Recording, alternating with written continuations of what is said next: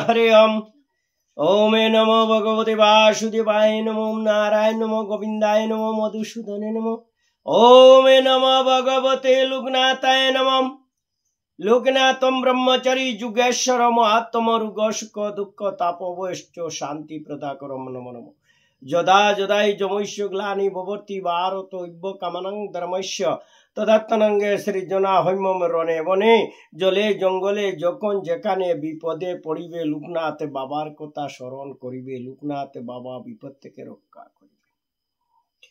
জয় গুরু লোকনাথ ব্রহ্মচারী কি জয়। লোকনাথ ব্রহ্মচারীর জীবনী গ্রন্থ কি জয়। আশ্রমে যখন বাবা পৌঁছলেন ব্রহ্মচারী বাবা তখন ছিলেন না। তিনি আগের দিন কোথায় গেছেন কেউ জানে না। পালকির মধ্যে শুয়ে অসহ্য গরমে বাবা দিন পাত করতে লাগলেন। আমি লোকজন ডাক্তার ঔষধ নিয়ে বাড়ি পৌঁছলাম। তাকে বাড়ি ফিরে আসার জন্য অনুরোধ করলাম, কিন্তু তিনি ব্রহ্মচারী বাবার দর্শন না করে বাড়ি ফিরবেন না। আশ্রমবাসীরা তাকে আশ্রমের ঘরে থাকার জন্য অনুরোধ করলেও বাবা গাছতলাতে থাকতে চাইলেন। তখন আবার লোকেরা গাছতলায় তাকে মশারি টানিয়ে বিছানা করে দিল। বাবা আমায় লোকজন নিয়ে চলে যেতে বললেন। আমি চিন্তিত মনে বাড়ি ফিরে গেলাম। তিনি আমার আনা কোনো ঔষধ খেলেন না এবং সঙ্গেও রাখলেন না। এইভাবে 3 দিন কেটে গেল। এই 3 দিনে 3 পক্ষাঘাত গ্রস্ত রোগ ও ভাঙ্গা হাড়ের বেদনা সব ভুলে গেলেন। তিনি এক পরম আত্মিক তৃপ্তি লাভ করলেন। তার সমস্ত কামনা বাসনা মন থেকে অন্তর্হিত হল। 4th দিনে ব্রহ্মচারী বাবা আশ্রমে এলেন। আমি তার কাছে সব নিবেদন করে অনুরোধ করলাম তিনি যেন একটি বার বাবার সঙ্গে দেখা করেন। তিনি না দর্শন দেওয়া পর্যন্ত বাবা জল স্পর্শ করতে রাজি নন। ব্রহ্মচারী বাবা আমার কোনো কথার গ্রাহ্য তো করলেনই না, উল্টে আমাকে কড়া ভাষায় বললেন, দেশ দেশান্তর থেকে কত রোগী আসে, আমি কি তাদের ডেকে আনি? তোর বাবা জমিদার বলে কি তাকে খাতির করে ডেকে আনতে হবে? খাওয়া না খাওয়া, এখানে আসা না আসা তার ইচ্ছা, আমি কেন বলতে যাব? আমি এই কথা বাবাকে জানিয়ে তাকে বাড়ি ফিরে যাওয়ার জন্য অনুরোধ করলাম, কিন্তু বাবা বললেন ফিরে যাব বলে তো আসিনি, সমাদর পাওয়ার আশা নিয়েও আসিনি, যে জন্য এসেছি তা আমি পেয়ে গেছি, প্রতি মুহূর্তে নতুন করে পাচ্ছি।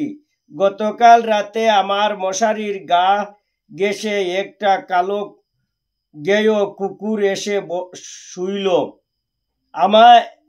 আমার তাকে তাড়িয়ে দেওয়ার ইচ্ছা হলো না। আমি মশারির বাইরে হাত বাড়িয়ে আমার কম্বল দিয়ে তাকে ঠেকে দিলাম। এক অব্যক্ত আনন্দে আমার মন ভরে উঠল। তখন কুকুরের গা থেকে এক সুন্দর চন্দনের গন্ধ আসতে লাগিল। আমার কম্বলে এখনো সেই গন্ধ আছে। আমি সেই কুকুরটার স্পর্শে দয়াল ব্রহ্মচারী বাবার স্পর্শই পেয়েছি। তিনি বাড়ি ফিরলেন না। তারপর একদিন আমি তাকে বললাম যে ডাক্তার বলছেন আর দেরি করলে তোমার বুকের হাড় জোড়া লাগবে না, মাথার ক্ষতস্থান বিষিয়ে প্রাণ সংশয় হবে। ব্রহ্মচারী বাবার দর্শন পেলেই তুমি ফিরে চলো। তিনি যদি তোমার কাছে না আসতে চান, আমি লোক দিয়ে তোমাকে তার কাছে নিয়ে যাব।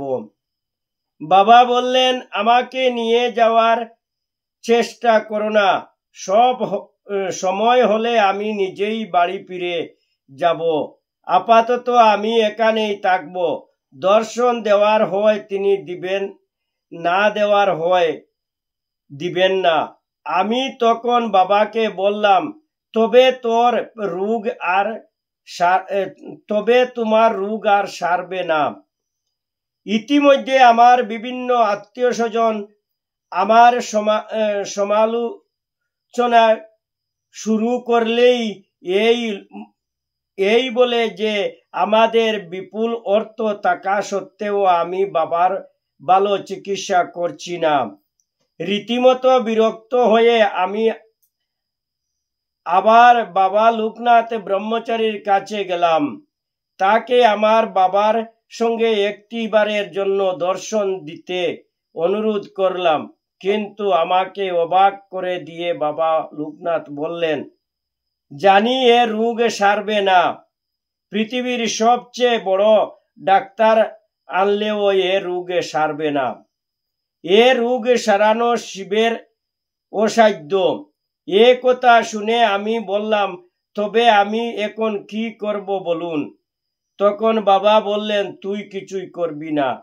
এই কথা বলে তিনি আমার সঙ্গে বাবার কাছে এলেন। আর তিনি যখন আসন ঘর থেকে উঠে বলিষ্ঠ পদক্ষেপে আসছেন, তখন আমার মনে হচ্ছে তার পা মাটি স্পর্শ করছে না, অথচ তিনি হাঁটছেন। ব্রহ্মচারী বাবার বিছানার পাশে এসে প্রথমে নীরবে দাঁড়ালেন, তারপর তার ডান হাতটি বাড়িয়ে বাবার মাথা স্পর্শ করে বললেন, আর তোকে শুয়ে থাকতে হবে না, উঠে বস। তোর সমস্ত ব্যাধি সেরে গেছে, কোনো ঔষধপত্রের দরকার হবে না, উঠে দাঁড়াতে একটু কষ্ট হবে। আমার হাতে শক্ত করে ধরে আমার সঙ্গে বেলতলা পর্যন্ত আয়। বাবা ব্রহ্মচারী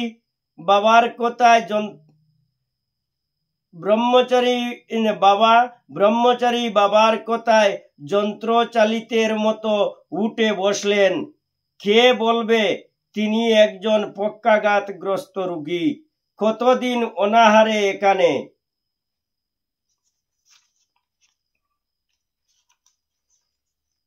পড়ে আছেন। প্রথমে বাবা ব্রহ্মচারী বাবার চরণে লুটিয়ে পড়লেন, তারপর তার হাত ধরে হেঁটে বেলতলায় এলেন। এই ঘটনার পরে মাত্র কয়েকদিন ব্রহ্মচারী বাবা এ জগতে নিজ দেহে ছিলেন। এরই মধ্যে একদিন বাবাকে ডেকে বলেছিলেন, তোর পারব্য কেটে গেছে, তবে এখানেই শেষ নয়, দীর্ঘদিন পরে এই রোগ আবার হবে। তখন বিচলিত না হয়ে এইখানেই এসে অমনি করে দিন কতেক অবস্থান করবি, তাতেই তোর সব সঞ্চিত কর্মের বুক কেটে যাবে। আমার 150 বছরের দেহটাকে আমি এবার ত্যাগ করব, কিন্তু আমি ছিলাম, আমি আছি, আমি থাকব। যখনই ডাকবি তখনই আমার সাড়া পাবি। আমি যে নেই এ কথাটা মনে আমল দিবি না। আশ্রমের ভূমি শয্যায় তোকে যে ভাবটি দিয়েছিলাম সেটি তখন স্মরণ করবি। দেহ মন যখন আমাকে সমর্পণ করেছিস, তখন পাপ পুণ্যের কোনো বোধ মনে আসতে দিবি না। এখন বাবার আবার সেই রোগ দেখা দিয়েছে, আমরা সেজন্য বারাদি যাচ্ছি ব্রহ্মচারী বাবার নির্দেশ অনুসারে কাজ করতে। আমাদের মনে পূর্ণ বিশ্বাস, ব্রহ্মচারী বাবা বর্তমানে দেহে না থাকিলেও আমার বাবা সেখানে সম্পূর্ণ সুস্থ হয়ে যাবেন। পার্বতীপুর স্টেশনে বিভুপদ বাবু বাবা লোকনাথ ব্রহ্মচারীর যে অপূর্ব অলৌকিক কীর্তির কথা শুনলেন, তাতে তিনি ভাবে তন্ময় হয়ে গেলেন। এই লীলার মাধ্যমে বাবা ভক্তের অনেক বার্তা দিয়ে গেছেন। ভক্তদের একাগ্র ডাক বাবার মনে ভক্তের জন্য কৃপা বর্ষণ করে। সেই কৃপায় ভক্ত ধন্য হন, রোগমুক্ত হন। বাবার নিত্য সর্বাবস্থায় সর্বস্থানে তিনি বিরাজিত। যে স্থান থেকে তাকে ডাকা হোক না কেন, ভক্তের ডাকে যদি আকুলতা থাকে, তিনি সবার অলজ্ঞে সাড়া দিবেন।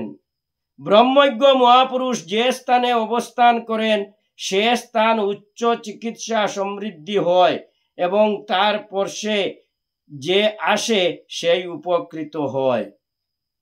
বাবা কৃপা ভক্তের পারব্য ভোগ ও সঞ্চিত কর্মভোগ কাটাতে সাহায্য করেন। তিনি সেই পথের সন্ধান দিতে পারেন যাতে ভক্ত পারব্য ভোগ মুক্ত হতে পারেন। তারপর সে ভক্তের শরীরে এমন শক্তির বিচ্ছুরণ ঘটে যে সেখানে কোনো রোগ আর থাকতে পারে না। বাবা লোকনাথের মহাপ্রয়াগের 127 বছর পরেও এই সব তত্ত্ব ধ্রুব সত্য। তার অগণিত ভক্ত আজও তার কৃপা লাভ করেন। মহাপ্রয়াগের পরেও বাবা ভক্তকে রোগমুক্ত করেছেন, এমন একটি ঘটনা এখানে উল্লেখ করছি। বাবা লোকনাথ ব্রহ্মচারীর একজন অকৃত্রিম একনিষ্ঠ ভক্ত ছিলেন ডক্টর নিশিকান্ত বসু। তার একান্ত কাতর প্রার্থনায় তার অনেক রোগীকে বাবা সুস্থ করে দিয়েছেন। একবার নাগ পরিবারের শ্রী চৈতন্য নাগের স্ত্রী অনেক দিন ম্যালেরিয়া জ্বরে ভুগিতে থাকেন। তখনকার দিনে ম্যালেরিয়া ভয়ানক রোগ ছিল। নিশিকান্ত বাবু অনেক চিকিৎসা করলেন, কিন্তু কোনো ফল হলো না। একদিন রাতে তার শরীর ঠান্ডা হয়ে গেল, হার্টের ক্রিয়া বন্ধ হবার উপক্রম হলো। নিশিকান্ত বাবু তখন এক মনে লোকনাথ বাবাকে স্মরণ করতে লাগিলেন। সেই রাতে রোগী তন্দ্রাচ্ছন্ন অবস্থায় স্বপ্ন দেখলেন লোকনাথ বাবা আশ্রম থেকে এসে তার মাথার কাছে খাটে বসে বললেন, এই যে আমি এসেছি, তুই ভয় করিস কেন? এরপর রোগিনী সব রোগ সেরে সুস্থ হয়ে উঠলেন। চলত শক্তিহীনা রোগিনী বিছানায় বসে সবাইকে তার অভিজ্ঞতার কথা বললেন। এও বললেন যে সেই সময় সারাটা ঘর এক মিষ্টি চন্দনের গন্ধে ভরপুর হয়ে উঠেছিল। পরদিন সেই রোগিনী বারাদি আশ্রমে গিয়ে প্রসাদ খেয়েছিলেন। বারাদির জমিদার আনন্দকান্তি নাগ ছিলেন বাবা লোকনাথের একনিষ্ঠ ভক্ত ও কৃপাধন্য। তার পুত্র প্রেমরঞ্জন নাগের স্ত্রী রেণুকণা দেবী ছিলেন লোকনাথ গতপ্রাণা। বাবা লোকনাথের প্রতি তার অগাধ ভক্তি বিশ্বাস ছিল। সারা জীবন তিনি বাবার ব্রহ্মচারী বাবার সেবা পূজা ধ্যানে অতিবাহিত করেন। তার মনে একটি দুঃখ ছিল যে তিনি কখনো বাবার দর্শন পাননি। রেণুকণা দেবীর গুরুদেব ছিলেন ডক্টর নিশিকান্ত বসু। তার কাছ থেকেই তিনি বাবার লোক মাহাত্ম্য শুনেছেন। 1988 সালের শেষের দিকে হঠাৎ রেণুকণা দেবী খুব অসুস্থ হয়ে পড়লেন। একদিন তিনি অচেতন হয়ে পড়লেন। তার শরীর নীলবর্ণ হয়ে যায়। তখন তার কন্যা ও জামাতা লোকনাথ বাবা ও ডক্টর নিশিকান্ত বসুর দুখানি ফটো তার মার কাছে রেখে দেয়। বাড়ির সকলে লোকনাথ বাবাকে ব্যাকুল ভাবে স্মরণ করে রেণুকণা দেবীর আরোগ্য কামনা করতে থাকেন। এইভাবে কয়েকদিন গত হয়। হঠাৎ একদিন রেণুকণা দেবী চেতনা ফিরে পেয়ে বিছানায় উঠে বসে বাবা বাবা বলে কাঁদতে থাকেন। আবার পর মুহূর্তেই অচেতন হয়ে পড়েন ও তার দেহটি বিছানায় ডলে পড়ে। বাড়ির লোকেরা ডাক্তার ডেকে আনেন। ডাক্তার এসে রোগিণীকে পরীক্ষা করে বললেন, এ হচ্ছে ডিপ কোমা, অক্সিজেন ও প্রাণ রক্ষার ঔষধ দেওয়া হলো, কিন্তু রোগিণীর চেতনা ফিরে এলো না। ডাক্তার জানালেন, এই কোমা অবস্থার মাধ্যমে রোগিণী প্রাণ ত্যাগ করতে পারেন। ডাক্তারের এই বার্তা শুনে রেণুকণা দেবীর কন্যা প্রতিমা সুখে মোহমান হয়ে লোকনাথ বাবার ফটোর সামনে দাঁড়িয়ে ব্যাকুলভাবে আর্ত জানাতে থাকেন তার মাকে চৈতন্য ফিরিয়ে দেওয়ার জন্য। আত্মীয় স্বজনেরা একে একে এসে অচৈতন্য রেণুকণা দেবীকে দেখে বাবা লোকনাথের কাছে তার প্রাণ ভিক্ষা করতে থাকেন। এর মধ্যে দ্বিতীয় দিনে সবাইকে অবাক করে দিয়ে রেণুকণা দেবী কন্যা প্রতিমাকে ডাকতে ডাকতে সুস্থ অবস্থায় বিছানায় উঠে বসেন। কন্যাকে তার পাশে কাগজ কলম নিয়ে এসে বসতে বললেন এবং অন্যান্য আত্মীয় স্বজনদের তিনি কাছে ডেকে নেন। এরপর তিনি বলতে থাকেন, আমি দেহে এসেছি কেবল তোমাদের এই কথা বলতে যে বাবা আছেন, তিনি সর্বদাই আমাদের সাথে সাথে আছেন। মেয়েকে তিনি বললেন, জানিস আমি কেন তোদের কাছে নেমে এলাম? তুই বাবার কাছে খেদে বলছিলি আমি বিনা চিকিৎসায় মরে যাচ্ছি। বাবা তাই আমাকে একদিনের জন্য পাঠিয়ে দিলেন চিকিৎসা করার জন্য, তবে চিকিৎসায় আমি কয়েকদিন মাত্র থাকব। প্রতিমা দেবী মায়ের কথা শুনে আশ্চর্য হয়ে যান। মায়ের অচেতন অবস্থায় তিনি যথার্থই বাবার ফটোর সামনে কাঁদতে কাঁদতে আকুলভাবে প্রার্থনা জানিয়েছিলেন, মা যেন এভাবে বিনা চিকিৎসায় প্রাণ না হারান। মার অজ্ঞান অবস্থা যে কথা তিনি বাবা লোকনাথকে জানিয়েছিলেন, সে কথা মা কি করে জানলেন? এসবই বাবা লোকনাথের অলৌকিক লীলা। এমন সময় রেণুকণা দেবীর অতি স্নেহের পুত্র বাদশাহ তাকে জিজ্ঞাসা করলেন, আচ্ছা দিদু, তুমি কি বাবা লোকনাথকে দর্শন করেছ? রেণুকণা দেবী তখন তাদের বলতে আরম্ভ করলেন তার পারত্রিক ভ্রমণের অলৌকিক কাহিনী। তিনি বললেন, আমি দেখলাম আমার দেহ থেকে আমি বেরিয়ে এলাম, তারপর আমি ঊর্ধ্ব দিকে উঠতে লাগিলাম। তখন আমার এ দেহ ভেঙ্গে দুটো খণ্ড হয়ে গেছে। আমি ঊর্ধ্বে উঠতে নীল আকাশ ভেদ করে আরো উপরে উঠলাম। সেখান থেকে এই পৃথিবীটাকে একটা ছোট বস্তুর মতন মনে হলো। নিচের পৃথিবীটাকে তখন মনে হলো কি নোংরা ও দুঃখে ভরা। আমি আরো ঊর্ধ্বে উঠে এক জায়গায় দেখলাম ভগবান বিষ্ণু বসে আছেন, শিব বসে আছেন শিব বসে আছেন ধ্যানসনে, তার পাশেই বসে আছেন বাবা লোকনাথ। আমাকে দেখে বাবা আসন ছেড়ে উঠে এলেন এবং অসীম করুণাময় তার বক্ষের মধ্যে আমাকে টেনে নিলেন। আমার মাথা ও মুখে তার কৃপাহস্ত বুলিয়ে দিলেন। তখন রেণুকণা দেবী এই আশ্চর্য অলৌকিক কাহিনী বিবৃত করেছেন। তখন তার দেহে এক অপূর্ব আভায় দীপ্তমান হয়ে উঠেছে। তিনি তার ডান হাত প্রসারিত করে তালুর মধ্যে এক গোলাপি রঙের বৃত্ত দেখালেন। এমন রক্তিম আভা কেউ কখনো তার অঙ্গে দেখেননি। তিনি বললেন, এটা আমার হাত নয়, এ হাত বাবার, এসো এই হাত তোরা স্পর্শ করো, তার আশীর্বাদ মাথায় নাও। আমি বাবার কাছ থেকে তোমাদের সকলের জন্য এক দ্রব্য বাণী নিয়ে এসেছি। আমার নিম্ন অঙ্গের কোনো অনুভূতি নেই, আমার শক্তি কেবল ঊর্ধ্বাঙ্গে এবং এই হাতের মধ্যে আছে। এই হাতটি আমার কৃপাহস্ত।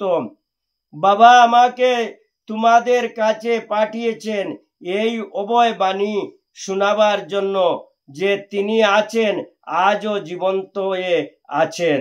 রেণুকণা দেবীর এই কথা শোনা মাত্র আশেপাশের লোকজন তাকে দর্শন করার জন্য আসতে লাগলো। তিনি সকলকে ডান হাত প্রসারিত করে আশীর্বাদ করলেন।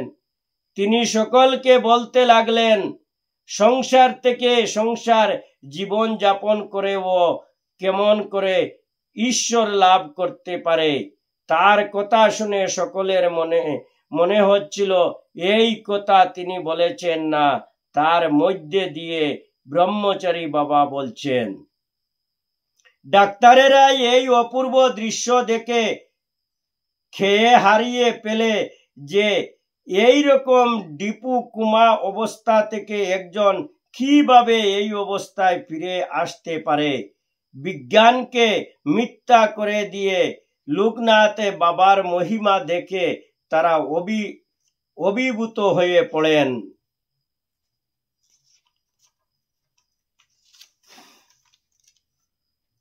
লৌকিক বস্তু জগতের উপরে যে একটা অলৌকিক আত্মায় জগৎ আছে তার কথা অনেকেই মানেন না। কোনো বিজ্ঞান এখনো তার রহস্য ভেদ করতে সমর্থ হননি। ডাক্তারেরা আপ্রাণ চেষ্টা করতে তাকে কিভাবে রেণুকণা দেবীকে দীর্ঘদিন বাঁচিয়ে রাখা যায়। রেণুকণা দেবী তাদের বললেন, বাবা আমাকে যতদিন এখানে রাখবেন ততদিনই আমি থাকব, তার বেশি তোমরা আমাকে রাখতে পারবে না। মাঝে মাঝে তিনি বাবার সান্নিধ্য বিহনে বিষাদ গ্রস্ত হয়ে পড়েন। এইসব অলৌকিক চিকিৎসা তার ভালো লাগে না। এই জগৎটাকে এখন তার নোংরা মনে হয়। অবশেষে তিনি 1988 সালের 12 মার্চ বাবা লোকনাথকে স্মরণ করতে করতে জ্যোতির্ময় দেবলোকের পথে গমন করেন। পুস্তকের পটকথায় আমার উপর বাবার এই রূপ কৃপা বর্ষণের কথা আমি পূর্বেই উল্লেখ করেছি। এখনো করুণাময় বাবা মাতা নর্মদার কৃপায় আমি জীবন ধারণ করে আছি। তাদের দেওয়া জীবন এই জন্যই তাদের নামেই উৎসর্গ করে দিয়েছি। পারত্রিক জগতে এই ভ্রমণ কাহিনী সূক্ষ্ম দেহে বাবা লোকনাথের ভক্তদের প্রতি কৃপার এক অমূল্য নির্দেশ। অনেক ভক্ত পূজা করেন, বাবাকে স্মরণ করেন, কিন্তু মনের গভীরে এক প্রচ্ছন্ন প্রশ্ন থাকে, বাবা কি আমায় দর্শন দিবেন, কৃপা করবেন? অনেক সময় এই প্রচ্ছন্ন প্রশ্ন সম্বন্ধে তারা নিজেরাও অবগত থাকেন না। পরম করুণাময় বাবা ভক্তের মনের সব ভাবের খোঁজ রাখেন। তাকে অটল বিশ্বাসে ভক্তি সহকারে আকুল হয়ে ডাকলে তিনি ভক্তের ডাকে সাড়া দিবেন। কিন্তু ভক্ত যে সেভাবে ডাকতে পারে নাই, সেই জন্যই তিনি জীবিত কালে বলেছিলেন, বাবা বলে ডাকিস কিন্তু সন্তানের মতো আসতে পারিস কই। সত্যই তো আমরা তার কাছে কেবলই ভক্ত থাকি, কিন্তু সন্তানের আবদারে সন্তানের মতো তার সামনে যেতে পারি কি? ওম নমো ভগবতে লোকনাথায় নমঃ। ওমে নমো ভগবতে বাসুদেবায় নমো নারায়ণ নমো। হে দয়াময় কৃপা সিন্ধু লোকনাথ ব্রহ্মচারী, তোমার এই অধ্যা পাঠে যদি আমার অনেক ভুল ত্রুটি থাকতে পারে, অদমে জানিয়া ক্ষমা করিবে নিজ গুণে। কৃপা করি দয়া করো বাবা লোকনাথ ব্রহ্মচারী, সর্ব পাপ থেকে মুক্ত করি সদা সৎপথে সজ্ঞান দিয়া, ধর্ম পথে সদা মতি গতি দিয়া দেও দয়াময় বাবা লোকনাথ ব্রহ্মচারী কি জয়। হে ভক্ত বৃন্দ, বাবা লোকনাথের এই কথা পাঠে যদি আপনাদের ভালো লাগে, জয় বাবা লোকনাথ লিখে এই চ্যানেলে একবারে লাইক করে দিবেন, যাতে প্রত্যেক মানুষের কাছে বাবা লোকনাথের কথা পৌঁছতে পারে। ওমে নমো ভগবতে লোকনাথায় নমঃ। ওমে নমো ভগবতে লোকনাথায় নমঃ।